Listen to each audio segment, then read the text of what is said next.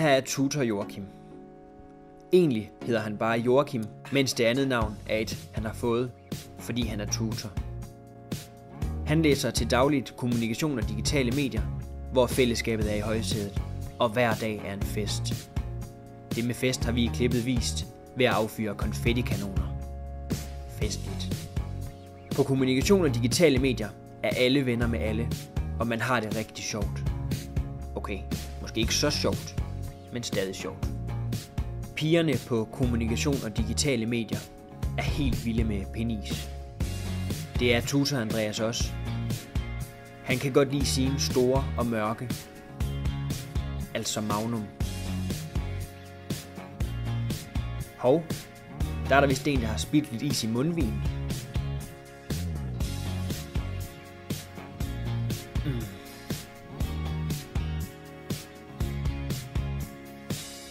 En, 2, 3. Skal du have ost i? Hvad siger du? Jeg er lige i gang i noget her. Men ja, jeg skal have ost i. Okay. Hvor kommer vi fra? Nå ja, min tur på hænkebanen med Andreas. Andreas har en kampvægt på 90 kilo. Det er det, som i boksningens verden svarer til sværvægt. Imponerende i sig selv. Men det dødløft, som Joachim netop har foretaget sig, er også i særklasse. Husk nu, Joachim, at løfte med knæene og ikke med ryggen. For som man siger, man har 2 knæ, men kun 1 ryg. Og nogle knæ har altså brug for plaster. Hygge er et af nøgleordene, når man snakker kommunikation og digitale medier. Og her synes jeg lige, vi et kort øjeblik skal lade billederne tale for sig selv. Nej, det bliver sgu hurtigt for kedeligt.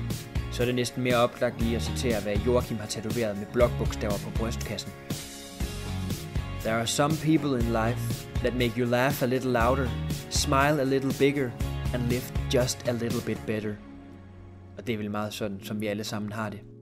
Og afslutningsvis er det næsten oplagt at citere den 50 Cent tekst, som Joachim har tatoveret på ryggen. I'm about my money, you see. Girl, you can holler at me. If you fucking with me, I'm a PIMP. Men det giver nok ikke så meget mening lige her. I don't know what you heard about me, but else you can't get $1 out of me.